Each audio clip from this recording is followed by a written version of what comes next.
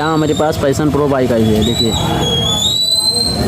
तो इसमें देखिए हमने प्लग खोला, इसका माइलेज नहीं दे रहा है, तो इसका प्लग का पॉइंट देखिए दोस्तों। प्लग का पॉइंट आपको दिखाने की कोशिश कर रहे हैं। देखिए देखिए प्लग का माइलेज दे रहे हैं, लेकिन कम से कम ये 45 का माइलेज दे रहे हैं। देखिए तो माइलेज सेट करने के लिए हमें कार्बोरेटर से सेट करना होगा। ये देखिए तो इसमें क्या है, जो इसमें कचरा कार्बन लगा हुआ है, इसको हम पहले क्लीन कर लेंगे। इसको हम पेट्रोल से क्लीन कर सकते हैं, या कोई कपड़ा है या तार है, क्लीन कर सकते हैं।